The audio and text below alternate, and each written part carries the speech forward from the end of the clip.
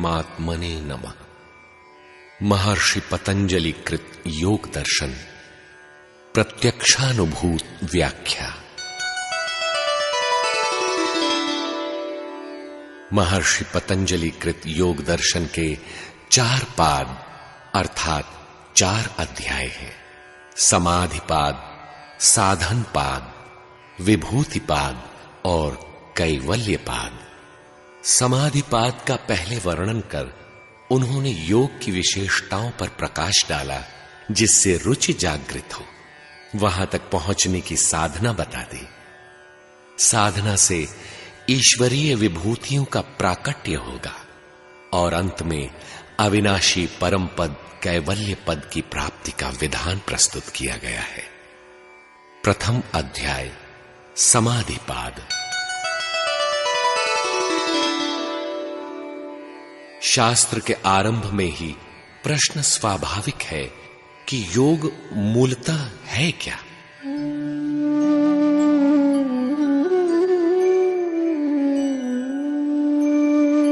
अथ योगानुशासनम्।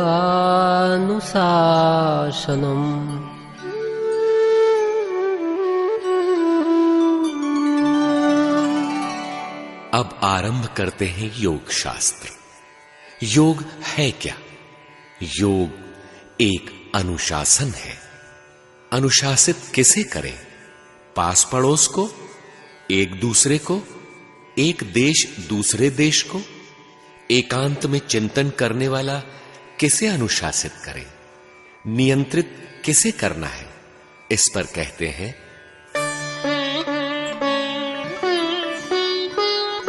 योगश्चित्त वृत्ति निरोधः। चित्त की वृत्तियों का निरोध अर्थात सर्वथा रुक जाना योग है।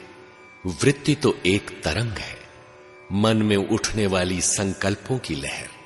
उसका सर्वथा रुक जाना, अचल स्थिर ठहर जाना योग है। मान लें अथक परिश्रम कर किसी ने चित्त वृत्तियों का निरोध कर ही लिया, तो उससे लाभ? तदा द्रष्टु स्वरूपेव स्थानम्। उस समय दृष्टा की अपने रूप में स्थिति हो जाती है। दृष्टा आत्मा जो चैतन्य है, सर्वथा निर्मल है, अपने ही परमात्मा स्वरूप में स्थित हो जाता है। वृत्तियों के निरोध से यही लाभ है, यही प्राप्ति है, नैष्ठिकीम सिद्धि या परम तत्व का विदित होना।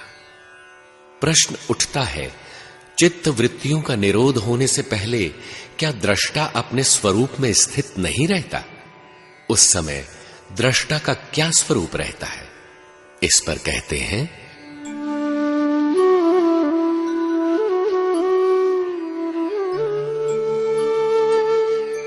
वृत्तिसारोप्य मितरत्र। दूसरे समय में दृष्टा का वृत्ति के सदृश स्वरूप होता है। जैसी वृत्ति वैसा पुरुष, वही है आप। लोग कहते हैं मैं तो शुद्ध हूं, आत्मा हूं, किंतु यह महापुरुष कहते हैं कि जैसा वृत्ति का प्रवाह है वैसा ही पुरुष का स्वरूप है। अर्जुन के प्रश्न करने पर कि भगवान, इस शास्त्र विधि को त्याग कर किंतु पूर्ण श्रद्धा से युक्त होकर जो भजते हैं उनकी क्या गति होती है? भगवान ने कहा, अर्जुन, पुरुष श्रद्धामय है। एक भी पुरुष सृष्टि में ऐसा नहीं है जिसमें श्रद्धा न हो। जो जैसी श्रद्धा वाला है स्वयं भी वही है। यही महर्षि पतंजलि भी कहते हैं कि जैसी वृत्ति वैसा पुरुष।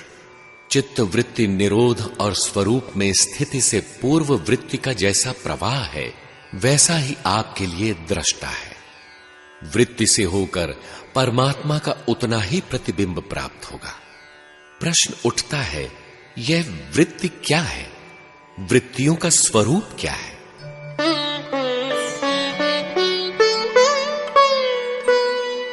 वृत्त्यः पञ्चतयः क्लिष्टा क्लिष्टाः। 5 तरह से विभक्त ये वृत्तियां 2 प्रकार की होती हैं, क्लिष्ट और अक्लिष्ट। एक क्लेशों को धारण करने वाली, दूसरी क्लेशों से मुक्ति दिलाने वाली। 5 प्रकार की वृत्तियों के नाम इस प्रकार हैं। प्रमाण विपर्यय विकल्प निद्रा स्मृतयः। प्रमाण, विपर्यय, विकल्प, निद्रा और स्मृति, इनमें से प्रमाण वृत्ति को संचालित करता है, स्मृति संस्कारों को धारण करती है। मूलतः वृत्तियां 2 हैं, विपर्यय और विकल्प। विपर्यय वृत्ति मिथ्या ज्ञान की संवाहिका है, तो विकल्प वृत्ति अपौरुषेय शब्द, दृष्टा दृश्य के संयोग से मिलने वाले शब्द को समझकर चलती है। एक वृत्ति निद्रा है, यह संपूर्ण वृत्तियों की सुप्तावस्था है। इसमें न तो अज्ञान की जड़ता या व्यर्थ ज्ञान की जकड़न है और न शब्द ज्ञान से उत्पन्न वस्तु अर्थात दृष्टा का विकल्प ही है। यह जड़ शरीर तक ही सीमित है, जो है ही नहीं। भूतादिकों के शरीर जिनका अस्तित्व नहीं है, अभाव है, वहीं तक सीमित है। यह वृत्ति की निद्रा अवस्था है। भगवान श्री कृष्ण गीता में कहते हैं, प्रवृत्तिं च निवृत्तिं च जना न विदुरासुराः। न शौचं नापि चाचारो न सत्यं तेषु विद्यते। अर्जुन, आसुरी वृत्ति वाले लोग कार्यम कर्म में प्रवृत्त होना और अकर्तव्य कार्य से निवृत्त होना नहीं जानते, अर्थात करने योग्य क्या है उसे न जानते हैं, न प्रवृत्त होते हैं तथा न अकर्तव्य कर्म समझते हैं, न उससे निवृत्त होना जानते हैं। वृत्ति की यह सुप्त अवस्था निद्रा है, जिसे भगवान श्री कृष्ण ने आसुरी संपत्ति के अंतर्गत ही प्रस्तुत किया है। अब देखें प्रमाण वृत्ति का स्वरूप।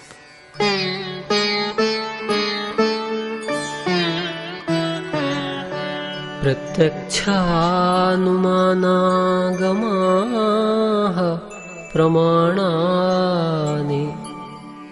प्रमाण 3 है, प्रत्यक्ष, अनुमान और आगम। प्रत्यक्ष अर्थात प्रति अक्ष का अर्थ है आंखों के समक्ष होना, किंतु इतना ही प्रत्यक्ष नहीं है। 5 ज्ञानेंद्रियों द्वारा शब्द, स्पर्श, रूप, रस, गंध की अनुभूति प्रत्यक्ष है। अनुसुईया आश्रम में एक बार मध्य रात्रि में हम चट्टान पर सोए थे। ठंडी ठंडी एक लकीर पेट के ऊपर चलती प्रतीत हुई। नींद खुल गई। हमने सोचा इतना ठंडा बर्फ जैसा, वो भी चलती हुई लकीर, ये सर्प हो सकता है। धीरे धीरे ठंडा लगना बंद हुआ। हमने टॉर्च जलाया तो सचमुच सर्प था। आंखों ने तो देखा नहीं था, किंतु स्पर्श से वह देखने में आ गया। वन्य पशु 1 किलोमीटर दूर से ही शेर की गंध पहचान जाते हैं। चिक पिक कर अपनी टोली को सतर्क करने लग जाते हैं। कोल भील भी आधा किलोमीटर दूर से ही सिंह की गंध पा जाते हैं। अपनी सुरक्षा का प्रबंध करने लग जाते हैं। नासिका में गंध प्रत्यक्ष होते ही अनुमान क्रियाशील हो उठता है। तीसरा प्रमाण आगम है। परमात्म स्वरूप कैवल्य पद की ओर अग्रसर होने के लिए आप्त पुरुषों का दर्शन, उनकी वाणी, उनका सानिध्य आगम कहलाता है। प्रमाण पाते ही वृत्तियां संचालित हो जाती हैं। यदि वे ईश्वरोन्मुखी हैं, वैराग्य, विवेक, कल्याण के भाव, श्रद्धा जगाती हैं, तो अक्लिष्ट, तथा प्रवृत्ति की ओर अग्रसर हैं तो क्लिष्ट कहलाती है। प्रमाण से वृत्ति संचालित होती है। प्रथम वृत्ति है विपर्यय।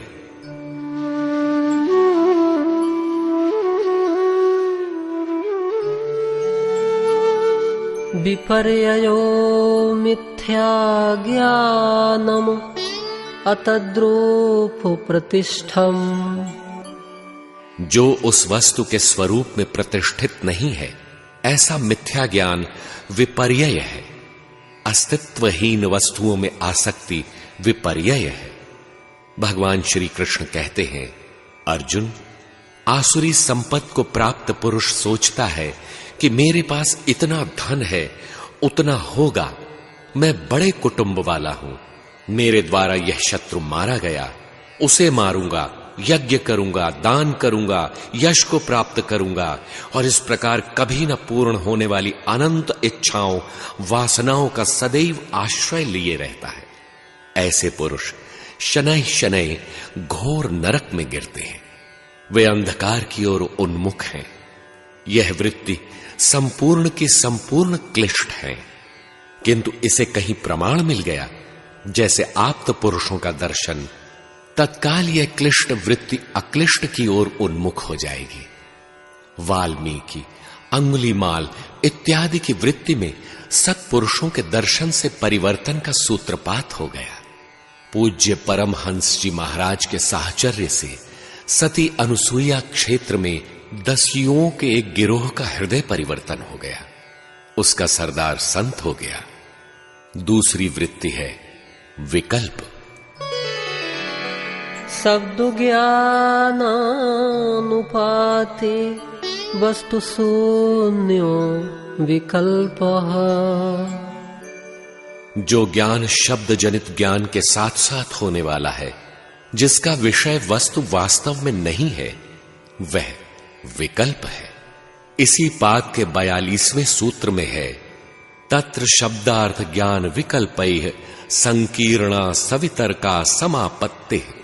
अर्थात शब्द, अर्थ और ज्ञान, इन तीनों के विकल्पों से मिली हुई समाधि सवितर्क है। किंतु किसी शब्द के सुनने या उसका आशय समझ लेने से समाधि तो नहीं लग जाती। विभीषण श्री राम की शरण में आया, निवेदन किया, किंतु मंत्रियों ने संदेह ही व्यक्त किया। काम रूप कही कारण आया। शब्द भी मिला, आशय भी मिला, उसके अनुसार विभीषण को बांधने की तैयारी भी हो गई। समाधि तो किसी की नहीं लगी। वास्तव में यह शब्द अनुभव है, जो सक्षम सद्गुरु द्वारा अधिकारी साधक में भजन की जागृति के रूप में प्रस्फुटित होता है। दृष्टा और दृश्य के संयोग से जो प्रेरणा मिलती है, वह शब्द है। जो दृश्य का प्रयोजन है, पुरुष के लिए भोग और मुक्ति प्रदान करना, यह प्रयोजन सिद्ध करके दृष्टा और दृश्य का संयोग भी शांत हो जाता है। वह चेतन दृष्टा जिस प्रकार मुक्ति प्रयोजक दृश्य संचालित करते हैं, समझाते हैं, उसका नाम शब्द है। इस शब्द के आश्रित होकर चलने वाली चित्त की प्रवृत्ति विकल्प कहलाती है। यहां वस्तु परमात्मा तो नहीं है, लेकिन उसका विकल्प सुदृढ़ हो जाता है। सत्य वस्तु है आत्मा, मिथ्या जगत पसार। सत्य का तीनों कालों में अभाव नहीं है। आत्मा ही सत्य है, सनातन है। इस प्रकार वस्तु परमात्मा तो नहीं है, किंतु उसका विकल्प भली प्रकार पुष्ट हो जाता है। इसका नाम विकल्प वृत्ति है। यह संपूर्ण वृत्ति अक्लिष्ट है, किंतु संग दोष से प्रमाण मिलते ही यह क्लेशों की ओर उन्मुख हो जाती है। श्रृंगी की भृंगी करिडारी, पाराशर के उदर विदार। पूज्य परमहंस महाराज जी को अनुभव में दिखाई पड़ा था कि वह पिछले कई जन्मों से साधु थे।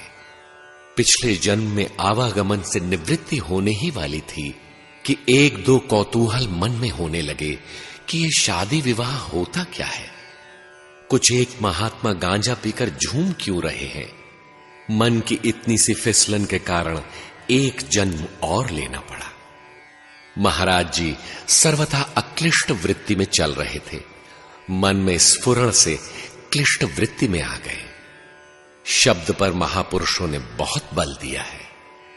शब्द बिना श्रुति आंधरी, कहो कहां लऊ जाए, द्वार न पावे शब्द का, फिर भटका खाए।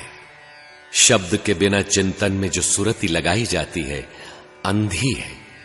शब्द के बिना श्रुति का अध्ययन बुद्धि स्तर के अनुसार अटकल लगाना मात्र है।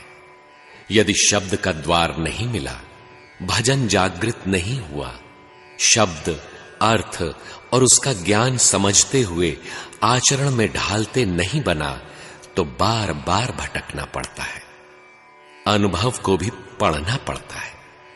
भगवान लिंग अलिंग, प्रतीक या बिना प्रतीक के ही जानकारी देते रहते हैं। यह विद्या पढ़नी पड़ती है। यही है शब्द ज्ञानानुपाति वस्तु शून्यो विकल्प। शब्द को समझें कि इष्ट द्वारा कहा क्या गया, उसका आशय क्या है। उस शब्द से उत्पन्न ज्ञान के साथ मन में उठने वाली वृत्ति, जिसका विषय वस्तु इष्ट नहीं है किंतु उसका विकल्प अवश्य है, यही विकल्प वृत्ति है। भगवान श्री राम ने अनुज लक्ष्मण से कहा, माया के दो रूप हैं, विद्या और अविद्या। एक दुष्ट अतिशय दुख रूपा, जा बस जीव पड़ा भवकूपा। अविद्या दुष्ट है, अत्यंत दुख रूप है, उससे विवश होकर यह जीव भवकूप में पड़ा है। एक रचई जग गुण बस जाके, प्रभु प्रेरित नहीं निज बल ताके। माया का दूसरा रूप विद्या है, जो जगत के तीनों गुणों को नियंत्रित करने में समर्थ है। गुण बस जाके, सत, रज और तम तीनों गुणों को बस में करने वाली है, किंतु वह विद्या माया प्रभु प्रेरित है। यदि भगवान प्रेरणा न करें तो उसके पास कोई बल नहीं है, वह विद्या है ही नहीं। इस प्रकार दृष्टा के सहारे चलने वाली वृत्ति विकल्प वृत्ति कहलाती है। यह विकल्प वृत्ति जो सर्वथा अक्लिष्ट है, विजातीय दृश्य प्रत्यक्ष होते ही यह क्लिष्ट की ओर परावर्त हो सकती है। जैसे यह साधन पथ दुर्गम है, कुछ काल के लिए भोग त्याज्य नहीं है। एक कुटिया बना लेना बहुत परिग्रह तो नहीं है। अब निद्रा वृत्ति के लक्षण बताते हैं।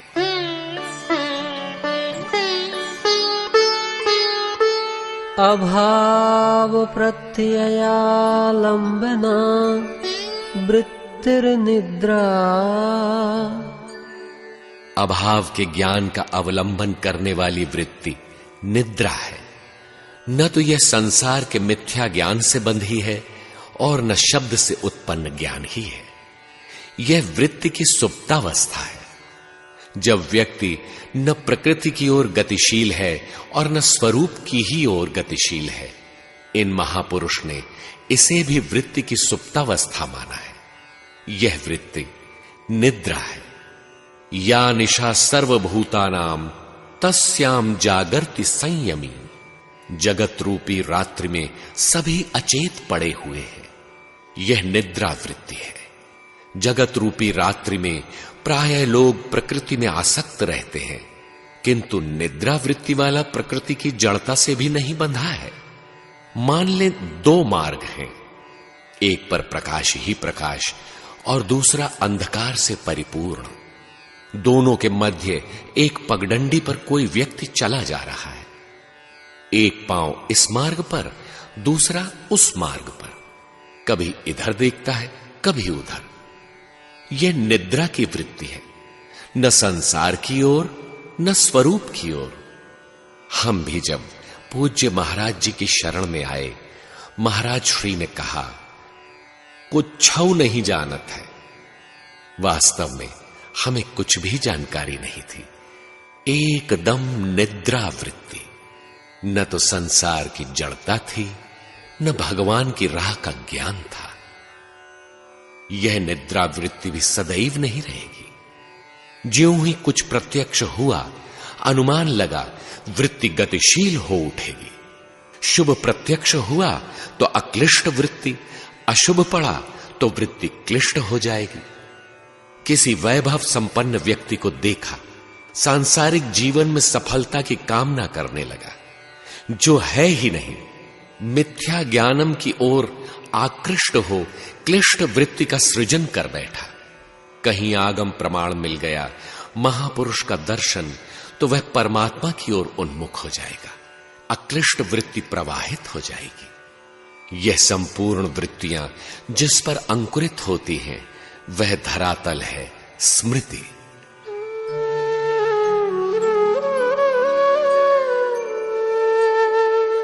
अनुभूत विषया संप्रमोषः स्मृति। भूतकाल में जिन कार्यों का अनुसरण होता चला है, उनका पुनः प्रकट हो जाना, न छिपना, स्मृति वृत्ति है। कैवल्यपाद के 7वें सूत्र में महर्षि पतंजलि बताते हैं कि योगी के कर्म अशुक्ल और अकृष्ण होते हैं। उनके कर्मों का न शुभ संस्कार पड़ता है न अशुभ, क्योंकि वे स्वरूपस्थ हैं। किंतु अन्य लोगों के कर्म 3 प्रकार के होते हैं, भले, बुरे और मिश्रित। प्राणी और उसके संस्कारों के बीच जाति अर्थात जन्म, देश और काल का व्यवधान बना रहता है। चित्त वृत्ति का एक प्रकार से दूसरे में परिवर्तित हो जाना जाति अर्थात एक जन्म है। शरीर परिवर्तित हो गया, यह भी जन्म है। इन जन्म परिवर्तनों, देश और काल का व्यवधान होने पर भी संस्कारों के प्रकट होने में कोई व्यवधान नहीं होता, ठीक समय पर वैसा ही प्रकट हो जाता है, क्योंकि स्मृति और संस्कार दोनों का एक ही स्वरूप है। स्मृति वह धरातल है जहां संस्कार प्रकट होते हैं, संस्कार स्मृति पटल पर उभरते हैं। किंतु एक स्तर ऐसा आता है जब चित्त का निरोध हो जाता है। ऐसी दशा में स्मृति परिशुद्धौ स्वरूप शून्यवार्थ मात्र निर्भासा निर्वितर्का। स्मृति भली प्रकार शुद्ध हो गई, चित्त का निज स्वरूप शून्य हो गया, लक्ष्य मात्र का आभास रह गया। यह निर्वितर्क समाधि है। उस समय स्मृति भली प्रकार शुद्ध हो जाती है।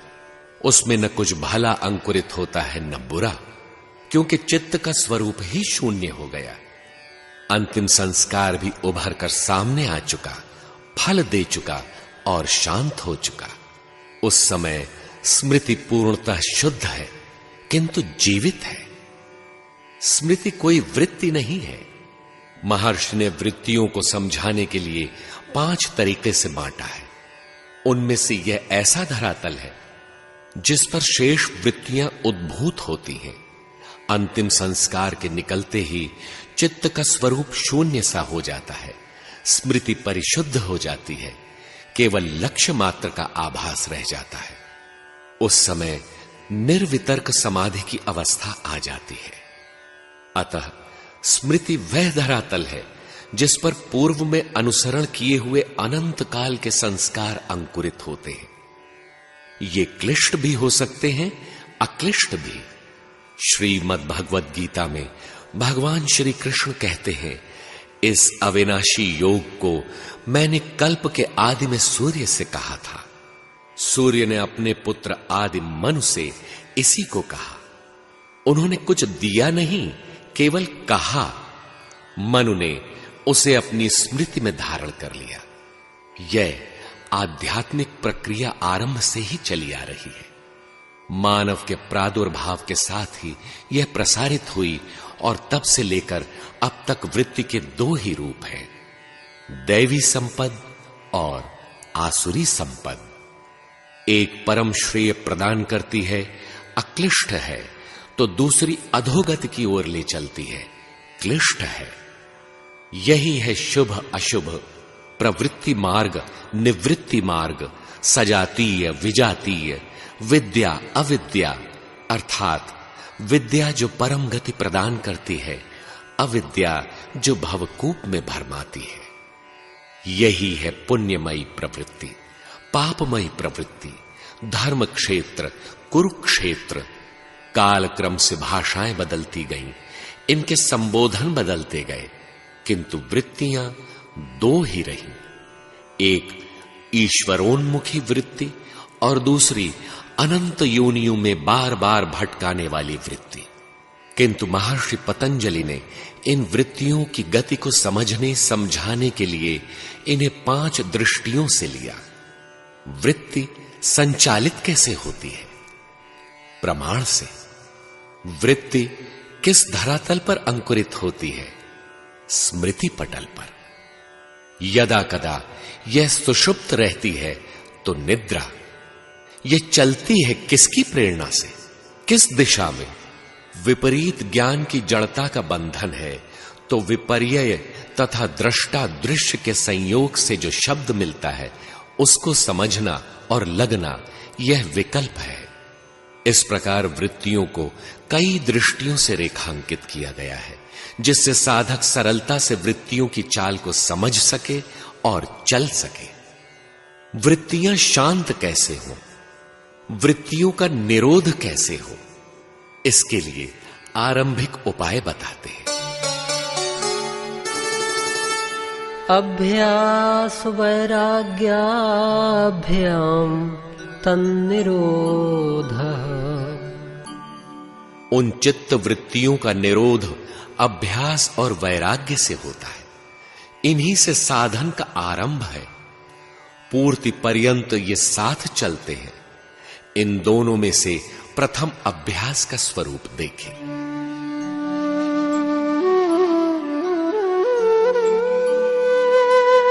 तत्र स्थितो यत्नोऽभ्यासः।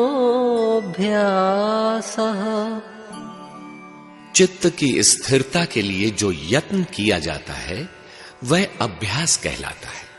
यह अभ्यास वृत्तियों के अंतिम निरोध तक चलता है, इसलिए इसका भली प्रकार पालन करना चाहिए। इस पर कहते हैं,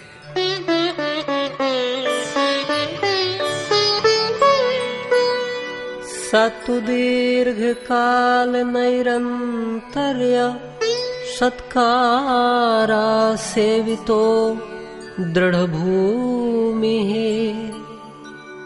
किंतु वह अभ्यास दीर्घ काल तक निरंतर तथा श्रद्धा के साथ करते रहने से दृढ़ होता है। भगवान श्री कृष्ण गीता में कहते हैं, स निश्चयेन योक्तव्यो योगो निर्विण्ण चेतसा। वह योग न उकताए हुए चित्त से निश्चय पूर्वक करना कर्तव्य है। धैर्य पूर्वक लगा रहने वाला ही योग में सफल होता है। अब वैराग्य का स्वरूप बतलाते हैं।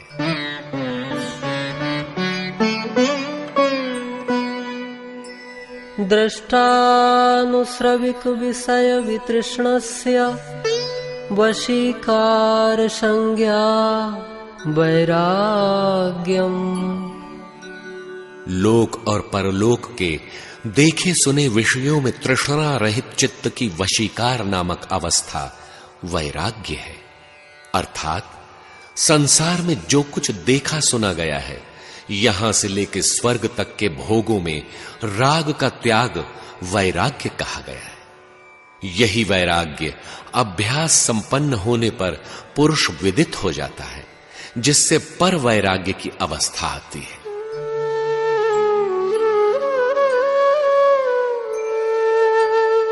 तत्परम पुरुष ख्यातैर गुणवैतृष्ण्यम।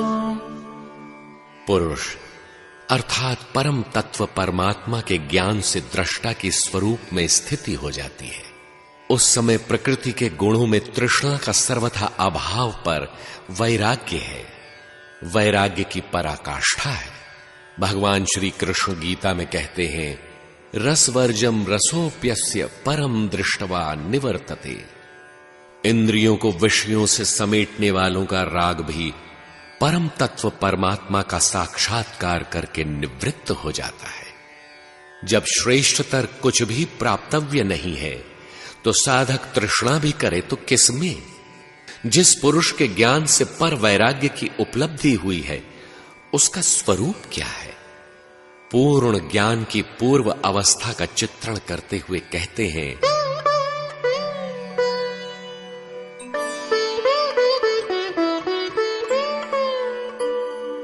वितर्क विचारानन्दास्मितानुगमात् संप्रज्ञातः।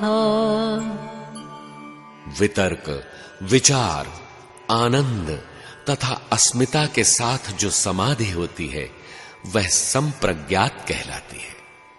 योग में सुरत सम है, योग भली प्रकार ज्ञात है, किंतु इस योग में वितर्क चलता रहता है। साधन पाद सूत्र 33 में कहते हैं, वितर्क बाधने प्रतिपक्ष भावनम।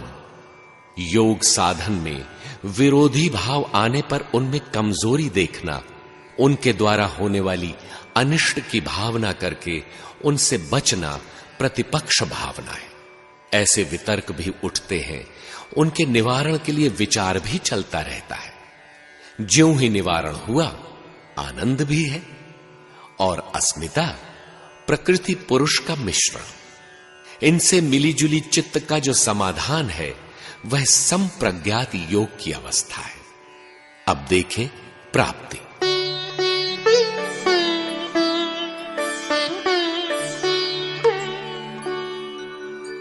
विराम प्रत्ययाभ्यास पूर्वः संस्कार शेषोऽन्यः। जब वितर्क, विचार, आनंद और अस्मिता पर भी विराम लग जाए, अभ्यास करते करते इस पूर्व अवस्था पर जहां विराम लग गया, जिसमें चित्त का स्वरूप संस्कार मात्र ही शेष रहता है, वह योग अन्य ही है, अर्थात असंप्रज्ञात समाधि है। अर्थात वह कैवल्य की अवस्था वाला है, सूक्ष्म है, अनिवर्चनीय है, जिसमें अनेक जन्म से चले हुए पथिक ही इस स्थिति तक पहुंच पाते हैं। जैसे अनेक जन्मों के पश्चात जब बुद्ध राजप्रासाद में जन्मे, वह उनका प्राप्ति वाला अंतिम जन्म था। काकभुषुंडी का अंतिम जन्म 1000 जन्म पश्चात प्राप्ति वाला जन्म था। गुरु महाराज जी का भी अंतिम जन्म प्राप्ति वाला था। जड़ भरत, शुकदेव, ध्रुव, भगवान श्री कृष्ण इत्यादि ऐसे महापुरुष थे जिन्हें पूर्णत्व की प्राप्ति जन्मना थी। ऐसे महापुरुषों का योग शीघ्र सिद्ध होता है, क्योंकि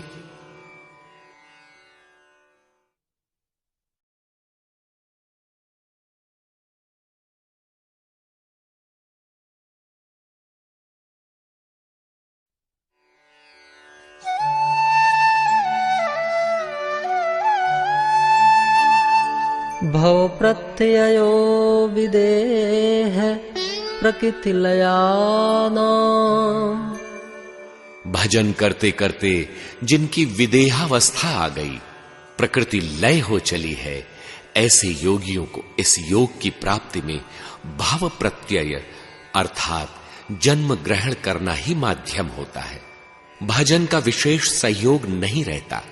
जैसे शुकदेव, श्री कृष्ण, ध्रुव इत्यादि होते आए हैं, इन्होंने जन्म लिया। जन्मते ही इनके सामने सिद्धियां भली प्रकार कार्य कर रही थी। इनका भजन पूर्ण हो चुका है। अब पूर्णत्व की प्राप्ति में इनका जन्म लेना ही माध्यम है। ध्रुव ने पूछा, भगवन, सुना है साधक करोड़ करोड़ वर्ष यत्न करते हैं तब कहीं आप दर्शन देते हैं। हमें आप अत्यंत अल्प साधन से ही मिल गए, ऐसी अनुकंपा क्यों?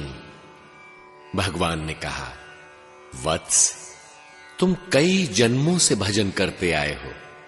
इस पहाड़ को देखो जो अस्थि पंजरों का ढेर है, यह सब तुम्हारी ही हड्डियां हैं। यहीं चट्टान पर तुमने भजन किया, इसी स्थल पर तुम्हारा शरीर पात हुआ। यह तुम्हारा प्राप्ति वाला जन्म है। प्राप्ति में 6 माह ही शेष थे, जिसे तुमने पूर्ण कर लिया। अब तुमने अचल पद प्राप्त कर लिया। महाभारत में कथा आती है कि भगवान श्री कृष्ण पिछले 10 जन्मों से लगातार चिंतन परायण थे। वे उन जन्मों में विष्णु, वामन, नारायण इत्यादि रूपों में अवतार भी कहलाए, किंतु अपूर्ण थे। राजन, इस जन्म में यह पर ब्रह्म परमात्मा के रूप में आपके साथ है विजय आपकी होगी, ऐसा हमें देवर्षि नारद जी ने बताया है। युधिष्ठिर को सांत्वना प्रदान करते हुए अर्जुन ने ऐसा कहा। वस्तुतः भगवान के जन्म के साथ ही उनकी अलौकिक विभूतियां प्रदर्शित होने लगी थी। भजन स्वल्प ही शेष था। आप 3 दिन बद्रिकाश्रम में ध्यानस्थ हुए। ब्राह्म्य वेला में 2 बजे से ही उठकर आंखों पर जल के छींटे देकर भजन में बैठ जाया करते थे। इस प्रकार श्री कृष्ण भाव प्रत्यय योगी थे। भाव माने शरीर, इनकी पूर्णत्व प्राप्ति में जन्म लेना ही माध्यम था, साधन नहीं। बहिर्कल्पिता वृत्तिर महाविदेहा ततः प्रकाशावरण क्षयः। बाहर देखी सुनी वस्तु में कल्पना रहित वृत्ति का सीधा प्रवाह जब चलता हो, यह महाविदेहावस्था है। इसके जागृत होते ही ज्योतिर्मय दृष्टा आत्मा और तुम्हारे बीच का आवरण शांत हो जाता है। इस स्थिति वाले साधक का शरीर यदि छूट जाता है तो जन्म लेना ही उसकी पूर्णता का माध्यम बन जाता है। उसकी प्राप्ति में भाव प्रत्यय पुनः जन्म लेना ही माध्यम है, न कि साधना। साधना तो उसकी पूरी हो चुकी। इसीलिए इन महापुरुषों का योग तत्काल सिद्ध होता है, किंतु अन्य लोगों का योग कैसे सिद्ध होता है, इस पर कहते हैं।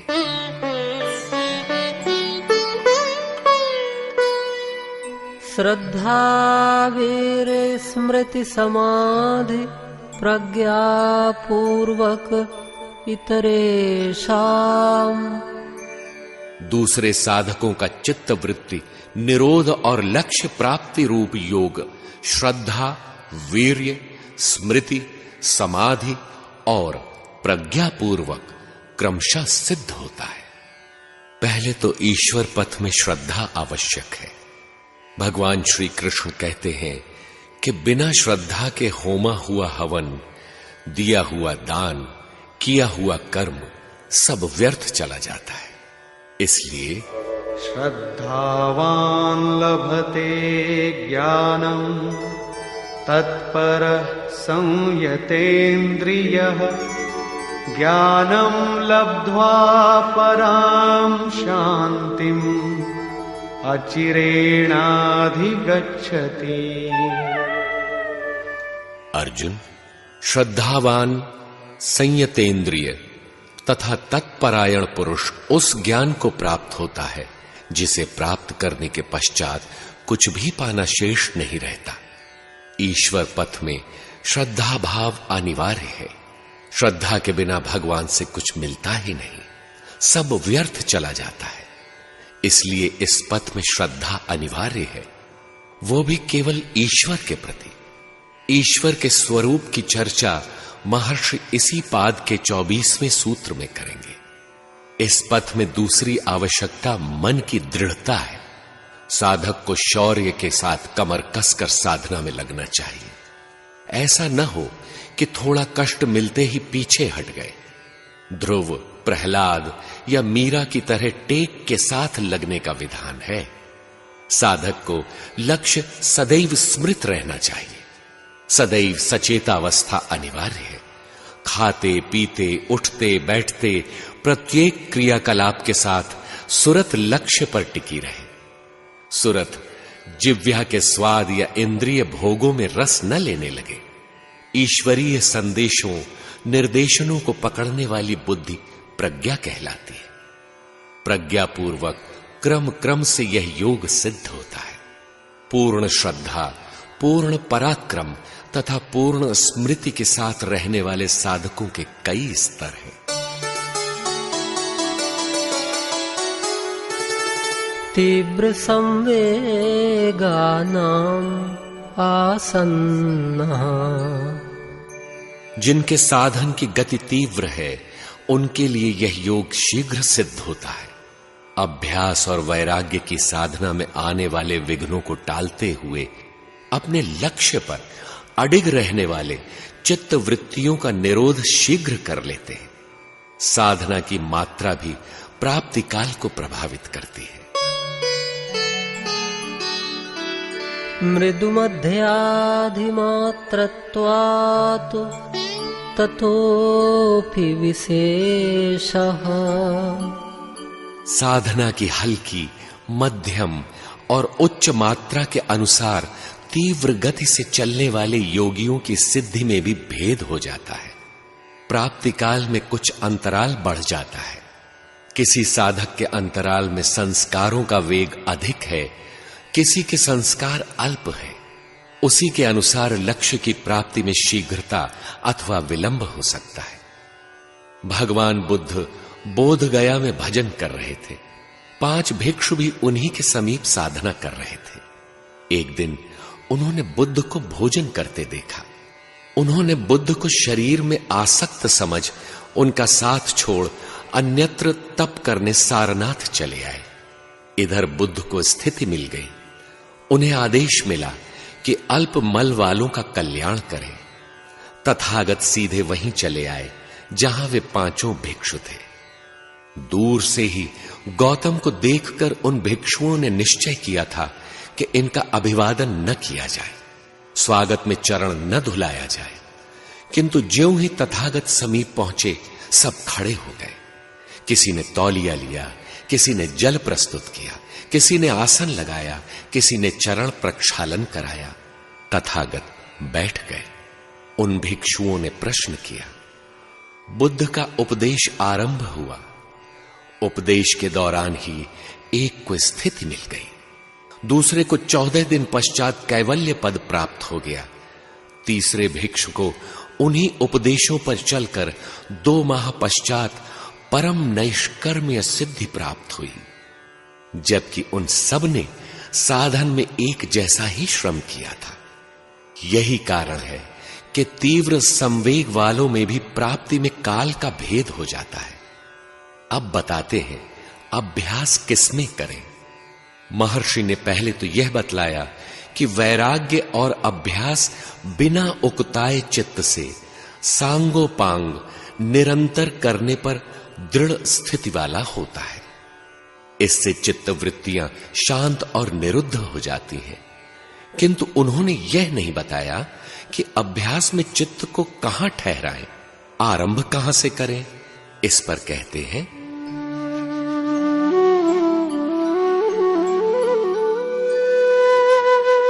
ईश्वर प्रणिधानाद्वा, अथवा ईश्वर के प्रति समर्पण से समाधि की सिद्धि शीघ्र होती है। किंतु ईश्वर को हमने देखा नहीं। ईश्वर का स्वरूप क्या है, इस पर कहते हैं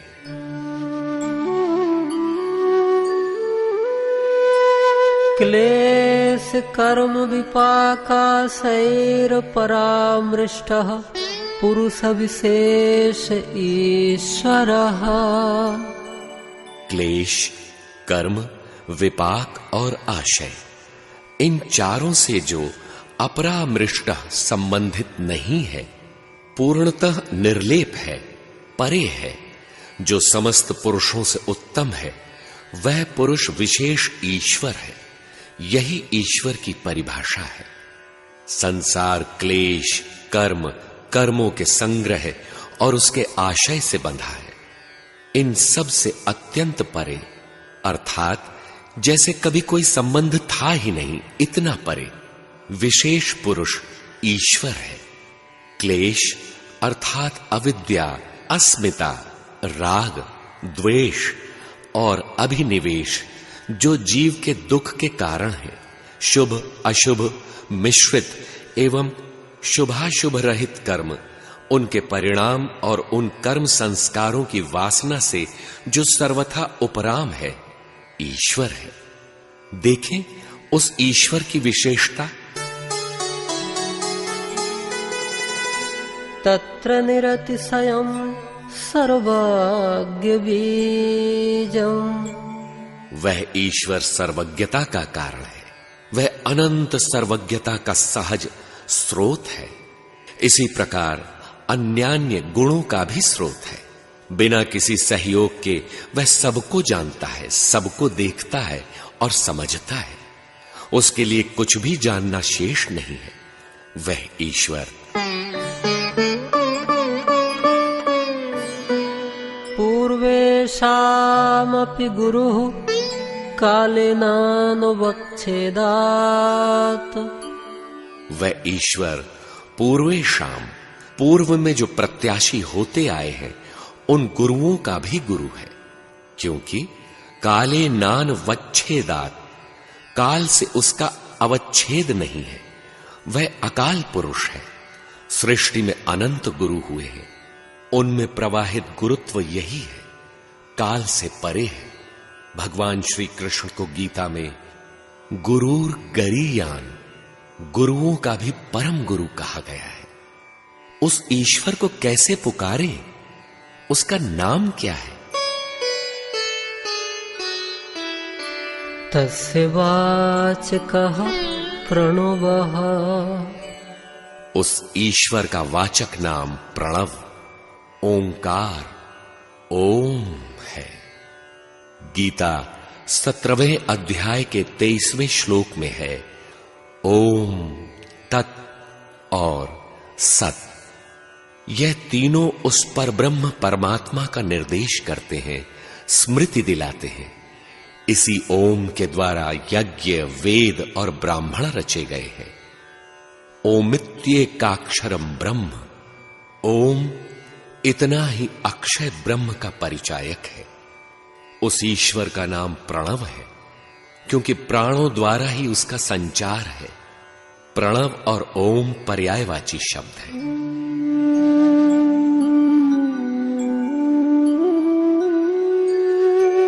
तज्जपस्तदर्थ भावनम्, उस ओम का जप और उसके अर्थ स्वरूप ईश्वर का ध्यान ईश्वर प्रणिधान है। पहले बताया गया कि अभ्यास दीर्घ काल तक बिना उकताए चित्त से आदर पूर्वक निरंतर करना चाहिए, किंतु यह नहीं बताया गया कि अभ्यास में किया क्या जाए। यहां महर्षि स्पष्ट करते हैं कि ओम का जप करें और उसके अर्थ स्वरूप उन परमेश्वर का ध्यान करें, उनके प्रति श्रद्धा स्थिर करें। किंतु ईश्वर को हमने देखा नहीं, तब चिंतन कैसे करें? पहले ध्यान श्रद्धा से ही होता है। क्रमशः ईश्वर ही बोध करा देता है कि सद्गुरु कौन है। ध्यान सद्गुरु का ही किया जाता है। सद्गुरु अव्यक्त ईश्वर स्वरूप है, मानव तन के आधार वाले हैं। गीता में योगेश्वर श्री कृष्ण कहते हैं कि मैं परम का स्पर्श करके परम भाव में स्थित हूं, किंतु हूं मनुष्य, शरीर के आधार वाला। यही सद्गुरु का स्वरूप है। जब सद्गुरु का परिचय मिल जाएगा तब ध्यान और स्पष्ट हो जाएगा। भगवान श्री कृष्ण के शब्दों में ईश्वर का निवास और ईश्वर प्राप्ति का उपाय। ईश्वरः सर्वभूतानां हृद्देशे अर्जुन तिष्ठति। अर्जुन, वह ईश्वर संपूर्ण प्राणियों के हृदय देश में निवास करता है। जब इतना समीप है तो लोग उसे देखते क्यों नहीं? भगवान श्री कृष्ण कहते हैं, माया रूपी यंत्र में आरूढ़ होकर लोग भ्रमवश भटकते रहते हैं, इसलिए नहीं देख पाते। तो शरण किसकी जाएं? अगले ही श्लोक में भगवान कहते हैं, तमेव शरणं गच्छ सर्वभावेन भारत तत्प्रसादात् परां शान्तिम् स्थानं प्राप्स्यसि शाश्वतम्। अर्जुन, उस हृदय स्थित ईश्वर की शरण जाओ, संपूर्ण भावों से जाओ। थोड़ा भाव किसी अन्य देवता में है, थोड़ा भूत, भवानी, यक्ष, राक्षसादि में उलझ गया, तब तो आपकी श्रद्धा बंट गई। अतः संपूर्ण भावों से हृदय स्थित ईश्वर की शरण जाओ। परंपरागत मान्यताएं समाज में प्रचलित हैं, इन्हें तोड़ना कठिन होता है। मान लें कि हमने मान्यताएं तोड़ी, मात्र एक ईश्वर की शरण में चले ही गए, उससे लाभ तत्प्रसादात पराम शांतिम, उसकी कृपा से तुम परम शांति प्राप्त कर लोगे और उस स्थान को प्राप्त कर लोगे जो शाश्वत है, सनातन है। सदैव तुम रहोगे, तुम्हारा अस्तित्व रहेगा और निवास भी शाश्वत हो जाएगा। इसी का नाम है अक्षय धाम, कैवल्य पद। किंतु हृदय स्थित ईश्वर को हमने देखा नहीं, उसकी शरण में जाएं तो कैसे? उसकी विधि क्या है? अगले ही श्लोक में कहते हैं, अर्जुन, इससे भी अति गोपनीय मेरे रहस्य युक्त वचन को सुन। मन्मना भव मद्भक्तो मद्याजी मां नमस्कुरु मामे वैश्यसि सत्यन्ते प्रतिजाने प्रियोसि में।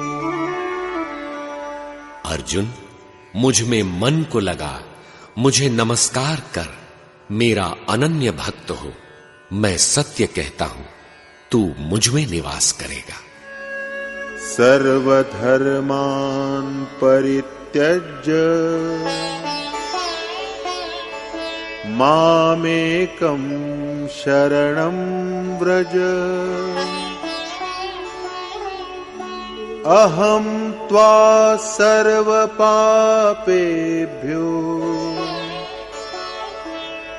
मोक्षयिष्यामि मा शुचः। अर्जुन, संपूर्ण धर्मों का परित्याग कर दो, एकमात्र मेरी शरण हो जा।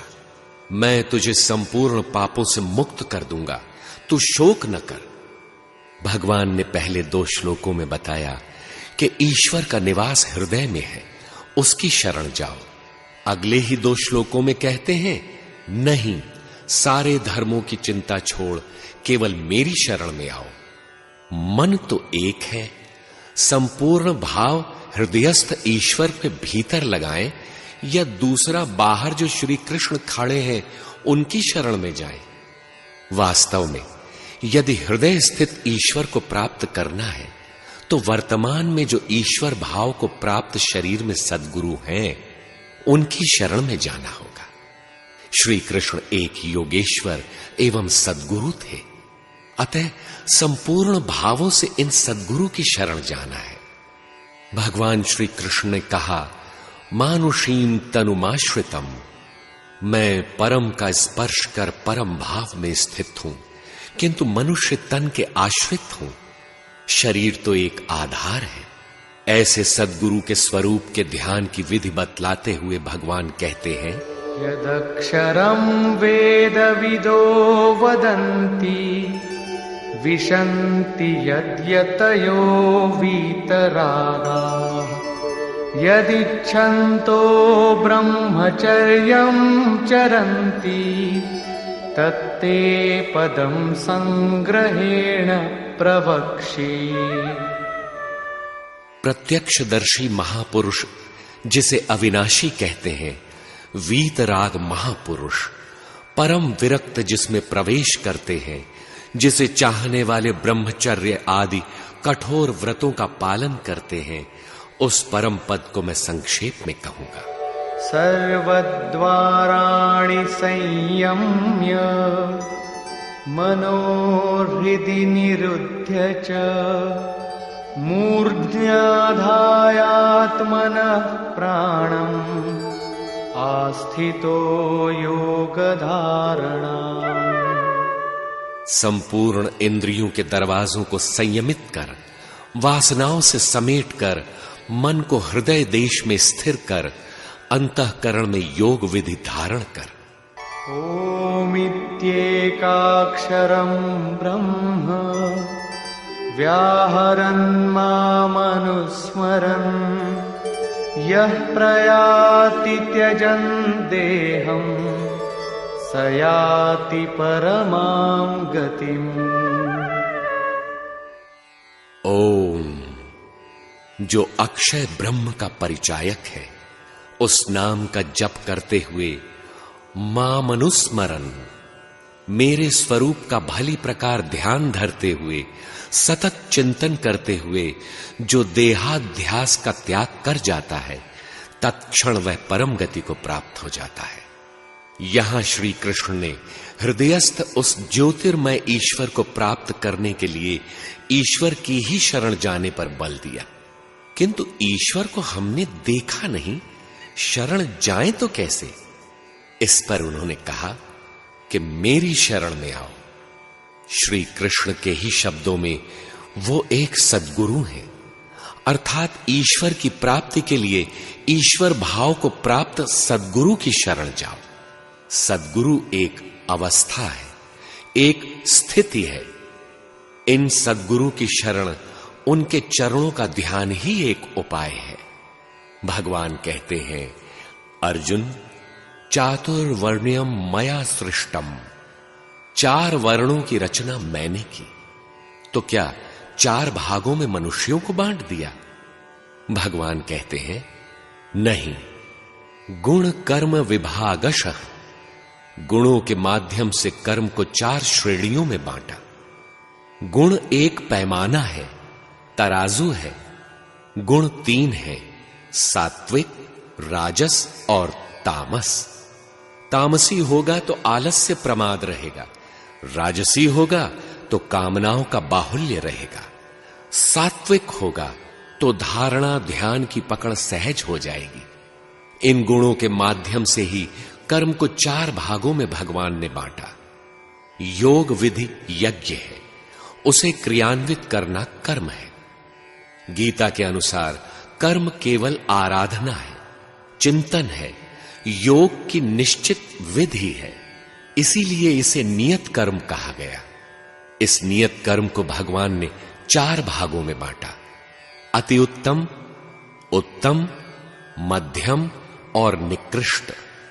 इसके कर्ता मुझ अव्यक्त आत्मा को तू अकर्ता ही जान।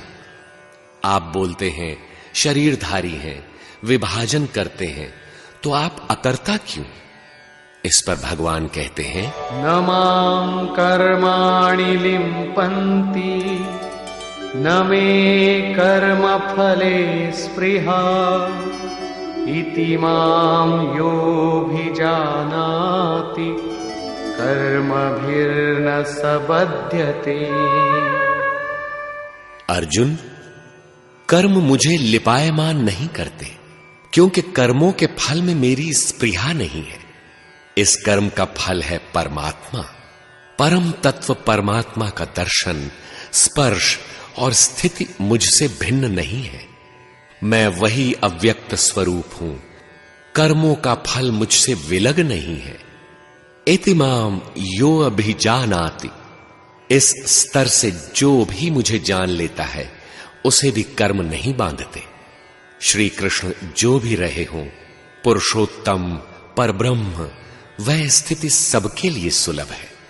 इसी आशय को यहां महर्षि पतंजलि ने भी प्रस्तुत किया कि ईश्वर का वाचक प्रणव है, उसका जप करें और उसके अर्थ स्वरूप ईश्वर का चिंतन करें, जो सर्वज्ञ है, गुरुओं का गुरु है, सद्गुरु है। किंतु शरीर के अंतराल में कुछ ऐसे विघ्न हैं जो जप और ध्यान में मन को टिकने ही नहीं देते। इस पर कहते हैं, ततः प्रत्यक्षेतनाधिगमोऽप्यन्तराय भावश्च। उक्त साधन नाम अर्थात ओम के जप और ईश्वर सद्गुरु के ध्यान के अभ्यास से अंतराया भाव, अंतराय अर्थात विघ्नों का अंत हो जाता है तथा अंतरात्मा के स्वरूप का ज्ञान हो जाता है। जिन विघ्नों का अभाव हो जाता है वे कौन है? इस पर कहते हैं,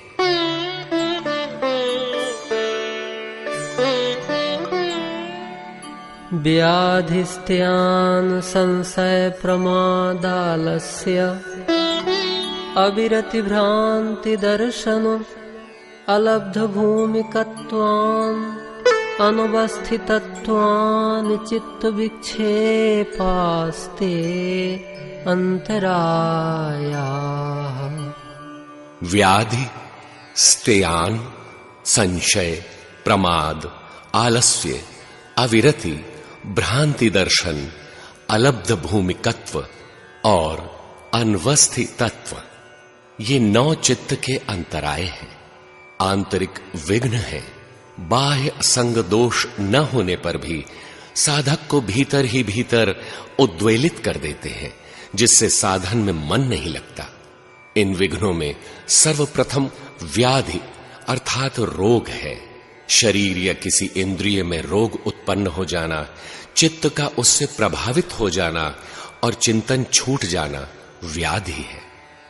दूसरा विघ्न स्त्यान अर्थात चित्त की अकर्मण्यता है। इच्छा होने पर भी साधन में प्रवृत्त न होने का स्वभाव स्त्यान है। योग साधन के फल में अथवा अपनी ही शक्ति में संदेह हो जाना संशय है। साधनों के अनुष्ठान की अवहेलना, साधन के अतिरिक्त अन्य व्यर्थ की वार्ता में समय नष्ट करना प्रमाद है। चित्त अथवा शरीर के भारी होने के कारण नाम जप या ध्यान में मन न लगना आलस्य है। अधिक भोजन कर लेने से अथवा पेट साफ न होने से भी आलस्य बढ़ जाता है। आलस्य निद्रा जमुहाई, तीनों काल के भाई। आलस्य से बचने के लिए महात्मा लोग स्वल्प भोजन, स्वल्प निद्रा का अनुष्ठान करते हैं तथा सदा सचेत रहते हैं। भजन करते करते कभी ऐसा संयोग आ जाता है कि वासना ही प्रिय लगने लगती है, वैराग्य में त्रुटि आने लगती है। यही अविरति है। योग के साधनों तथा उसके फल को मिथ्या मान लेना भ्रांति दर्शन है। साधन करने पर भी योग की भूमिकाओं में स्थिति का प्राप्त न होना अलब्ध भूमिकत्व है। इससे साधक का उत्साह भंग हो जाता है। योग साधन से किसी भूमिका में चित्त की स्थिति होने पर भी उसमें चित्त का न ठहरना अनवस्थित तत्व अंतराय है। ईश्वर प्रणिधान, ओम के जप तथा ईश्वर के सतत ध्यान चिंतन से ये अंतराय भली प्रकार शांत हो जाते हैं। इन विघ्नों का साथ देने वाले 5 विघ्न और हैं।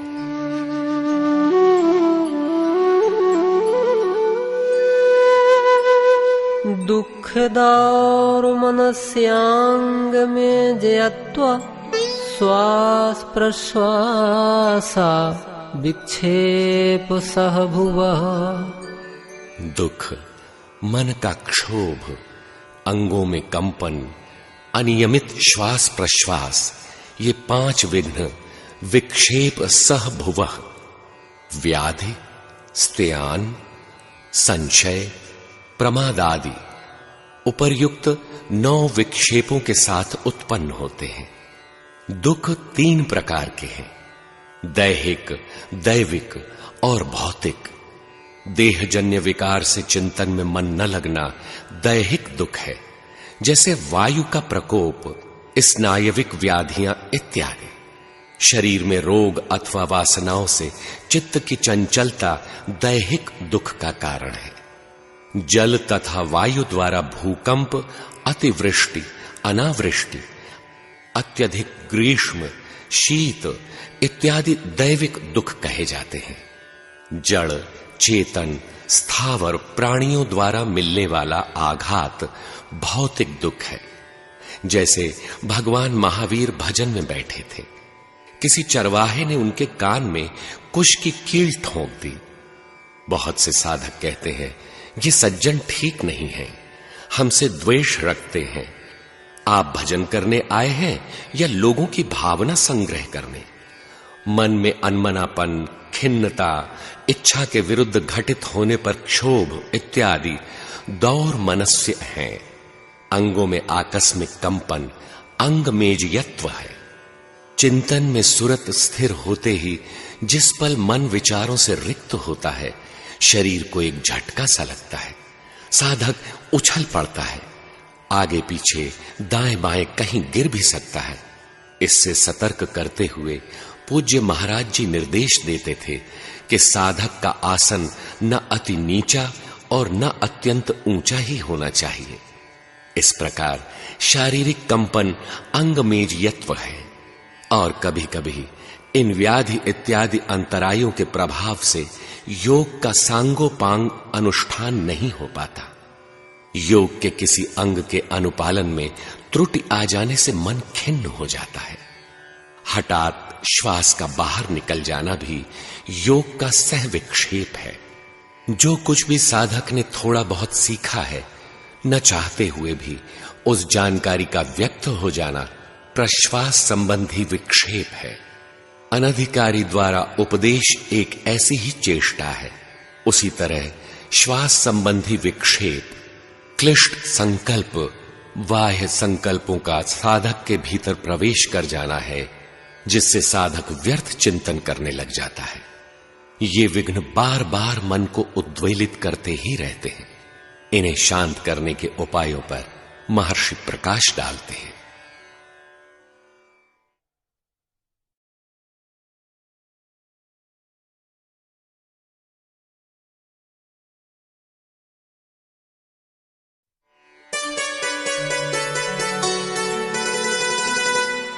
तत्प्रतिषेधार्थम एक तत्वाभ्यासः। उन विक्षेपों तथा उपविक्षेपों को दूर करने के लिए एक तत्व का अभ्यास करना चाहिए। नाम या रूप में से किसी भी एक स्थान पर बारंबार चित्त को समेटकर स्थिर करने का यत्न करना चाहिए। क्षण में नाम, क्षण में रूप ऐसा नहीं जिसमें मन अधिक लगता हो, उसी में अधिक देर तक अभ्यास बढ़ाएं। इस प्रकार करने से विघ्न शांत होकर चित्त वृत्ति भजन में लगने वाली हो जाती है। साधक संसार में रहकर ही भजन करता है। भले बुरे लोग टकराते ही रहते हैं, उनसे निर्लेप रहने की विधि बताते हैं।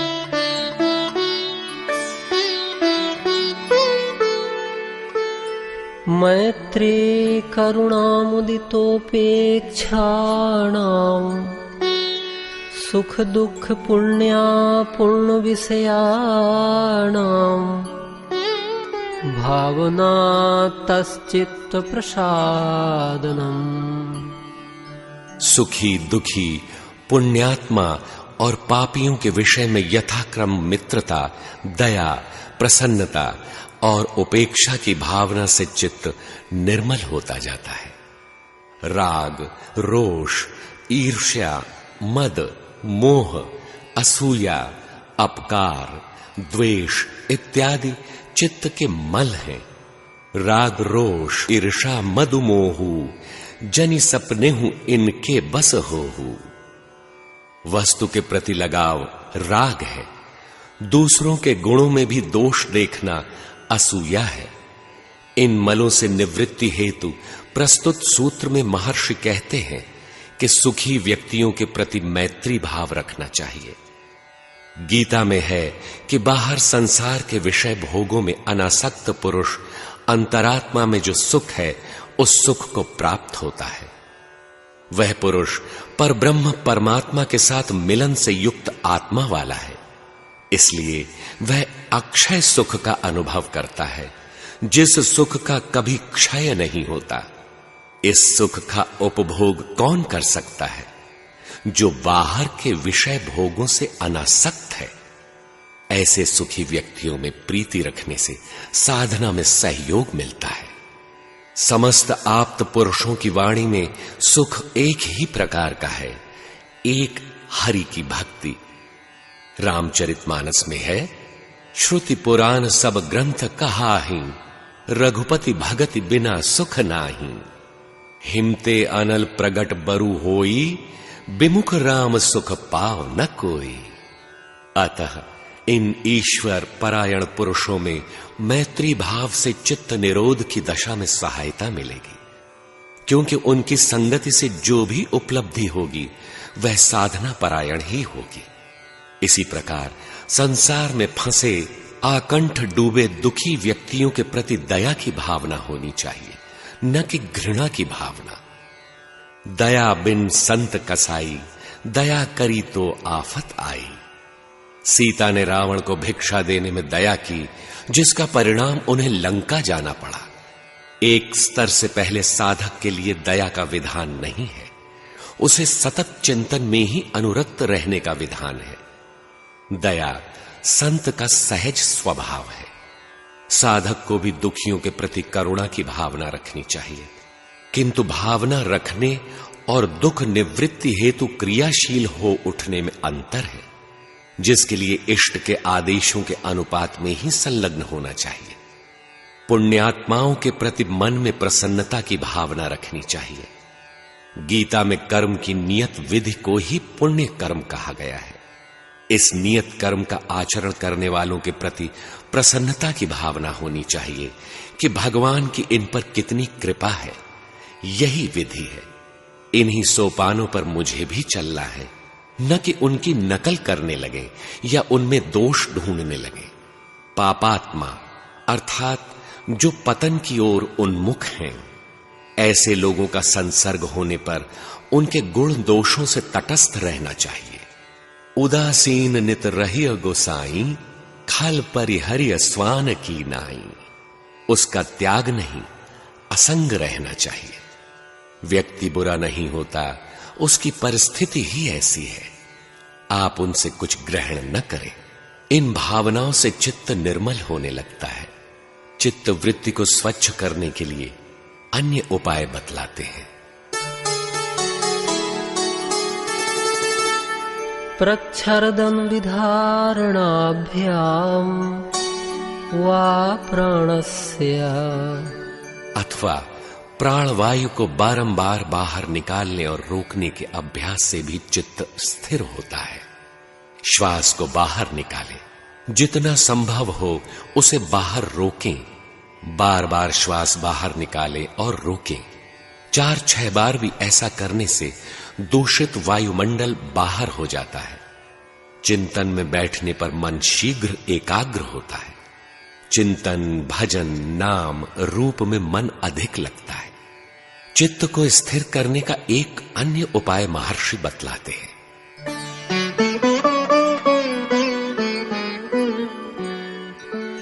विषयवती वा प्रवृत्तिरुत्पन्ना मनसः स्थिति निबंधनी। हमारा जो विषय वस्तु है, योग, चित्त वृत्ति का निरोध, अंतरायों से मुक्ति, ईश्वर प्रणिधान, नाम रूप का सतत चिंतन, इन विषयों में लव लग जाए, प्रवृत्ति जग जाए। विषय के अनुरूप प्रवृत्ति मन की स्थिति को बांधने वाली होती है। चिंतन का स्तर उन्नत हो जाने पर ईश्वरीय सहयोग मिलने लगता है। वह भी मन स्थिर करने में सहायक होता है। विशोका वा ज्योतिष्मती, प्रकाशमय ज्योतिर्मय दृष्टा एकमात्र परमात्मा है। उस ज्योति स्वरूप दृष्टा का दर्शन होने पर भी मन की तरंगे शांत हो जाती है। भगवान की अनुकूलता का अनुभव कर साधक का उत्साह बढ़ जाता है। यह दर्शन विघ्नों का शमन कर मन को स्थिर करने में सहायक होता है।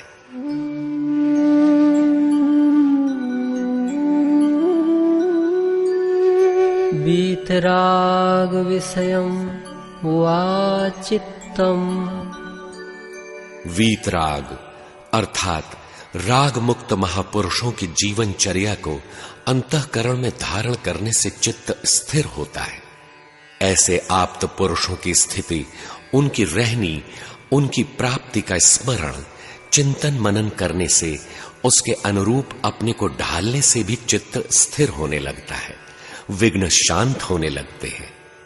एक उपाय है स्वप्न।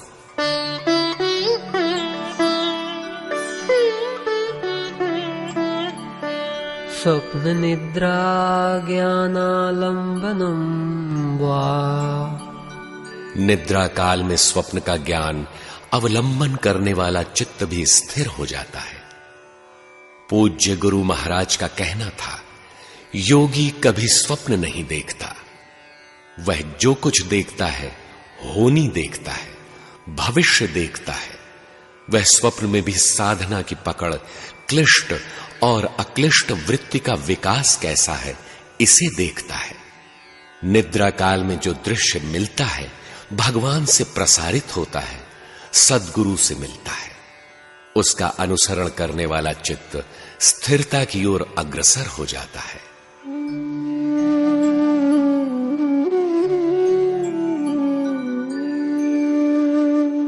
यथाभिमत ध्यानाद्वा,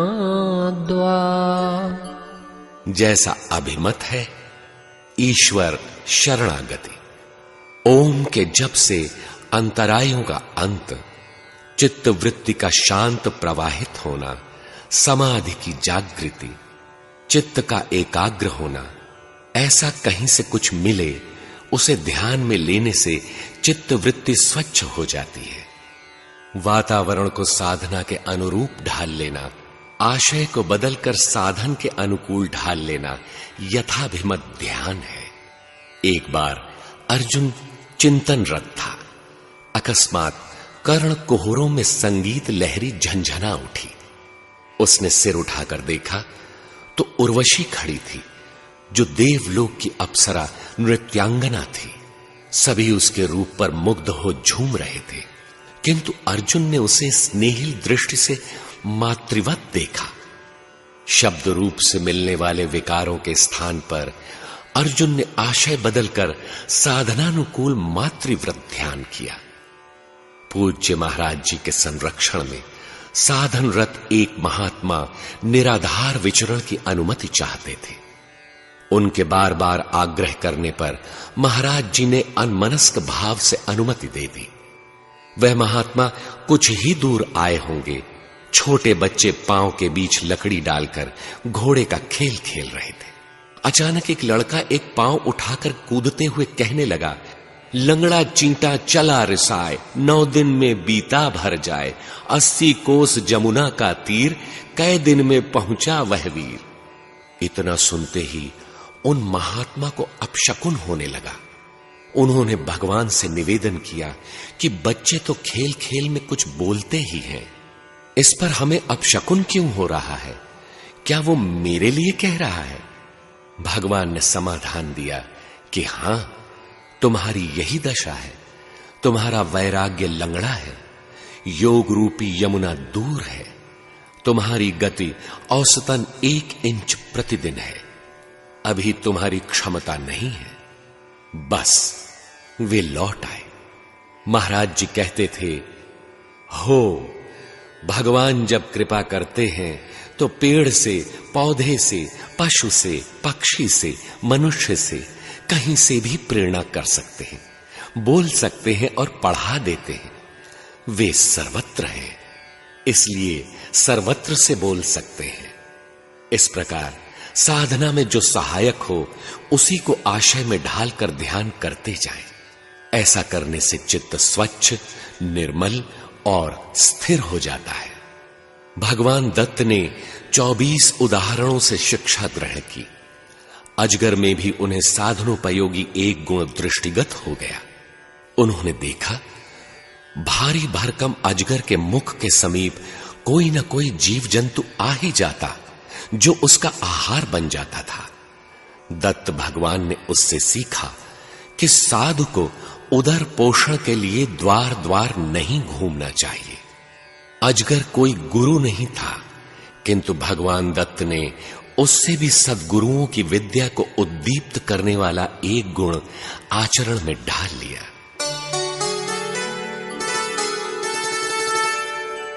परमाणु परम महत्वान्तोस्य वशीकारः। इस प्रकार ध्यान करते करते योगी का मन परमाणु से लेकर परम महत्व के विषय पर एकाग्रता का अधिकार प्राप्त कर लेता है। उस समय अत्यंत सूक्ष्म परमाणु से लेकर बड़ी से बड़ी जिस किसी वस्तु में एक बार सुरत स्थिर हो गई, चित्त वहां स्थिर रहेगा। यह योगी के जीते हुए चित्त की विशेषता है। अभ्यास करते करते जब साधक का चित्त भली भांति स्थिति की योग्यता प्राप्त कर लेता है, उस समय वह सूक्ष्माति सूक्ष्म पदार्थ से लेकर महानतम पदार्थ तक जहां चाहे तत्काल स्थिर कर सकता है। गीता में भगवान कहते हैं, यथा दीपो निवातस्थो नेगंते सोपमा स्मृता। वायु रहित स्थान में रखे हुए दीपक की लौ जिस प्रकार सीधे ऊपर जाती है, योगी के भली प्रकार ठहरे हुए चित्त की यही उपमा है। न उसके चित्त में भले उद्वेग पैदा होते हैं न बुरे, न हृदय से उद्वेग पैदा हो, न बाह्य वायुमंडल के संकल्प उसके भीतर प्रवेश कर पाए। यह योगी के जीते हुए स्थिर चित्त की परिभाषा है। ऐसे चित्त में साधना का क्या स्वरूप है?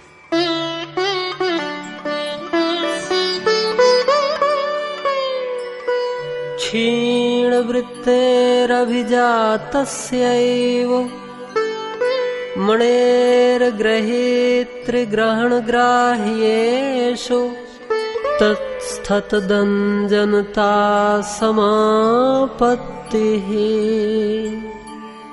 जिसकी क्लिष्ट अक्लिष्ट समस्त वृत्तियां क्षीण हो गई हैं, उसका चित्त ग्रहीता अर्थात साधक पुरुष ग्रहण अर्थात अंतःकरण की दृष्टि सुरत और ग्राह्य ईश्वर एवं उसका नाम इत्यादि में उसी प्रकार तदाकार अर्थात तद्रूप हो जाता है, जैसे उत्तम जाति की विशुद्ध स्फटिक मणि जिस वस्तु के समक्ष होती है वैसा ही रंग धारण कर लेती है। ग्रहीता ग्रहण और ग्राह्य का बोध संप्रज्ञात समाधि है, जिसमें साधक को अपना एवं अपनी स्थिति का भान रहता है कि मैं कहां हूं, कैसा हूं। अब समाधि के अगले चरण पर प्रकाश डालते हैं।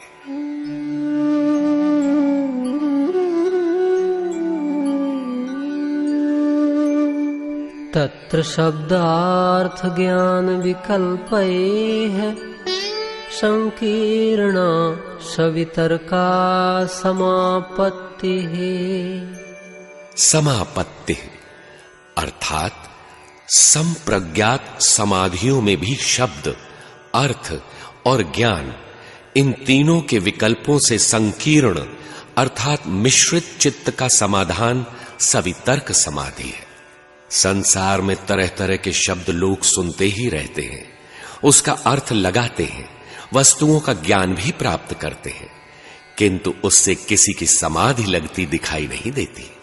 वस्तुतः दृष्टा और दृश्य के संयोग से भगवान जो प्रेरणा देते हैं उसी का नाम शब्द है। संत कबीर कहते हैं, शब्द ही मारा गिर पड़ा, शब्द छुड़ाया राज, जिन जिन शब्द विवेकिया, तिनके सर गयो काज। जब शब्द पकड़ में आया, साधक गिर पड़ा, समर्पित हो गया। मैं ज्ञानी हूं, ध्यानी हूं, ऐसा अहं खो गया। शब्द में इतना बल है कि कोई राज्य सुख तिनके की तरह त्याग कर अलग हो गया, और जिन जिन ने शब्द पर विवेक किया, तिनके सर गयो काज, उनके कार्य की सिद्धि हो गई, बेड़ा पार हो गया। शब्द बिना श्रुति आंधरी। कोई चिंतन में मन लगाता है, सुरत में स्वरूप पकड़ता है, किंतु उसके साथ निरीक्षक परीक्षक के रूप में शब्द नहीं मिलता। भगवान निर्णय नहीं देते तो सुरत भी अंधी है। शब्द बिना श्रुति आंधरी, कहो कहां लऊ जाए, द्वार न पाए शब्द का, फिर भटका खाए। यदि शब्द का स्रोत नहीं मिला तो सुरत लगाने और योग साधने से कोई लाभ नहीं, जाने कहां ले जाकर पटक दे। ये शब्द हैं भगवान के। दृष्टा स्वयं जो दृश्य प्रसारित करते हैं, जिसका प्रयोजन पुरुष के लिए साधनोपयोगी भोग तथा मोक्ष प्रदान करना है, वे दृष्टा जैसा जैसा दृश्य प्रस्तुत करते हैं उसका नाम है शब्द। चित्त शांत प्रवाहित है, ऐसे में कैसा शब्द सुनाई दिखाई पड़ा, उसका अर्थ और उसकी जानकारी इन तीनों के विकल्पों से संकीर्ण अर्थात मिली हुई चित्त की समाधि सवितर्क है।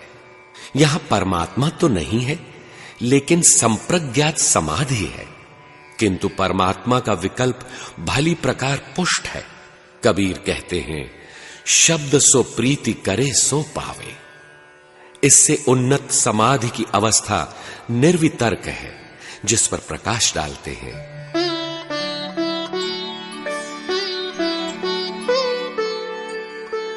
स्मृति परिशुद्ध स्वरूप शून्यवार्थ मात्र निर्भाषा निर्वितर्का। जब चित्त का निज स्वरूप शून्य हो जाता है, केवल लक्ष्य मात्र का ही आभास रह जाता है, उस समय स्मृति परिशुद्धौ, स्मृति भली प्रकार शुद्ध हो जाती है। तब वह निर्वितर्क समाधि है। न शब्द है, न अर्थ है, न ज्ञान है। चित्त का स्वरूप ही शून्य हो गया। कौन शब्द सुने तथा कौन ज्ञान रखे? लक्ष्य का आभास मात्र है। उस समय स्मृति विशेष रूप से शुद्ध है। यह निर्वितर्क समाधि की अवस्था है, क्योंकि स्मृति और संस्कार का एक ही स्वरूप होता है। अब स्मृति पटल पर कोई संस्कार अंकुरित नहीं होगा। कैवल्यपाद के नवम सूत्र में महर्षि बताते हैं कि जाति अर्थात जन्म परिवर्तन, देश और काल के लंबे अंतराल से भी संस्कारों में परिवर्तन या विराम नहीं होता। वे ठीक समय पर प्रकट होते हैं, किंतु यहां वे संस्कार निर्मूल हो गए। फिर भी संस्कारों का बीज अभी बना हुआ है, क्योंकि चित्त अभी जीवित है। इससे उन्नत अवस्था पर प्रकाश डालते हैं।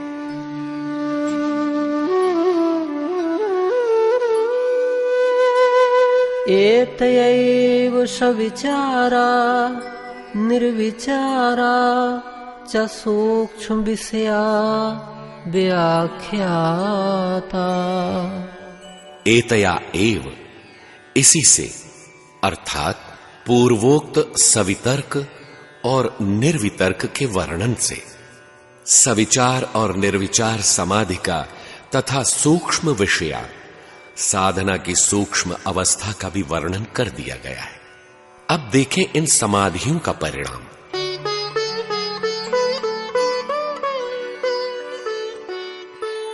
सूक्ष्म विषयत्वं चालिंग पर्यवसानम। साधना की इन अति सूक्ष्म अवस्थाओं में अलिंग पर्यवसानम, प्रकृति की अति सूक्ष्म परतों मूल प्रकृति पर्यंत भली प्रकार वशीकार हो जाता है। अब प्रकृति भी उसे उद्वेलित नहीं कर सकती।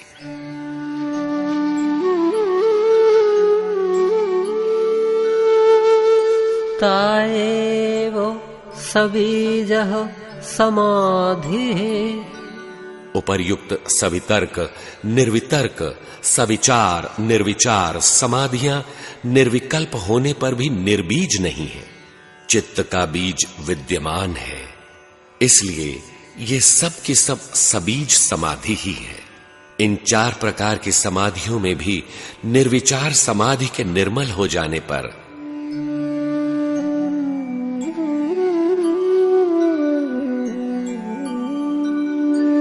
निर्विचार वैशारद्ये अध्यात्म प्रसादः।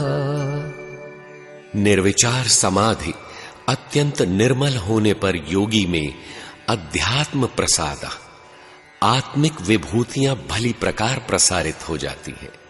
सनातन पुरुष अजन्मा शाश्वत जिन विभूतियों वाला है, वे सारी विभूतियां योगी को प्राप्त हो जाती हैं। आत्मा का आधिपत्य स्थापित हो जाता है। आत्मिक विभूतियों का सारा प्रसाद उसे प्राप्त हो जाता है। अब कोई विभूति उससे अलग नहीं है। उस समय योगी की बुद्धि ऋतंभरा होती है।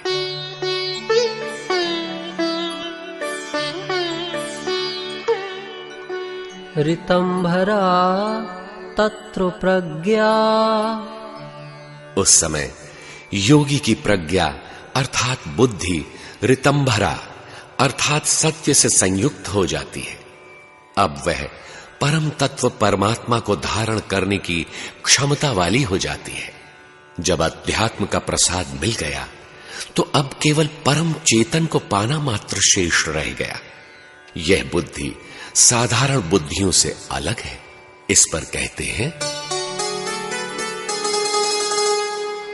श्रुतानुमान प्राज्ञाभ्याम अन्विषया विशेषार्थत्वात्। श्रुत अर्थात श्रवण किए हुए और अनुमान से होने वाली बुद्धि की अपेक्षा इस ऋतंभरा प्रज्ञा का विषय भिन्न है। जिसका ज्ञान श्रुत और अनुमान से नहीं होता, उसकी जानकारी इस प्रज्ञा से होती है, क्योंकि यह विशेष अर्थ वाली है।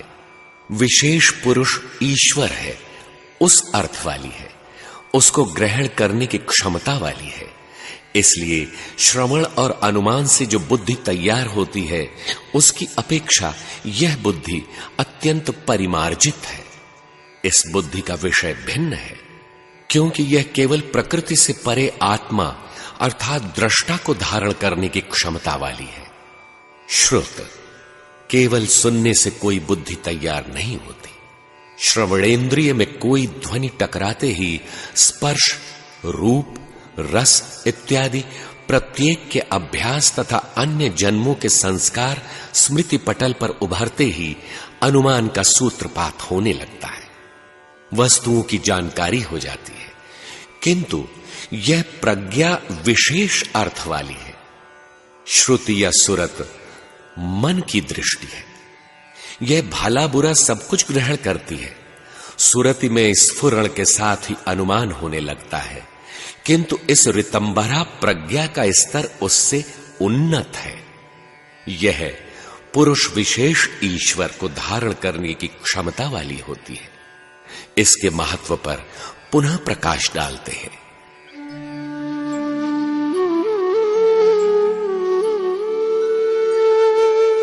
तज्जः संस्कारोऽन्य संस्कार प्रतिबंधी। इस ऋतंभरा प्रज्ञा से उत्पन्न संस्कार अन्य समस्त संस्कारों का प्रतिबंधक होता है, उन सब का निरोध कर देता है। इसके पश्चात प्रकृति बाधक नहीं रह जाती। अब कोई संस्कार प्राप्ति में बाधक नहीं होता।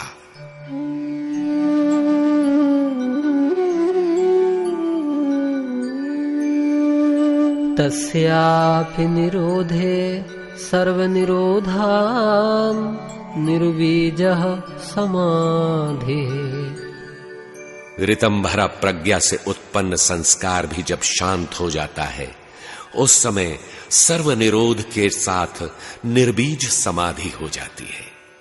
ऋतंभरा प्रज्ञा के प्रभाव से जब अन्य समस्त संस्कारों का अभाव हो जाता है, उससे उत्पन्न संस्कार ईश्वर को धारण करने की क्षमता वाला हो जाता है। वह ईश्वर मिलकर इस संस्कार को भी शांत कर देता है।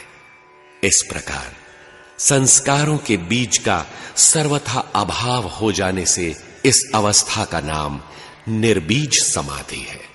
इसी को कैवल्य पद, कैवल्य समाधि भी कहते हैं।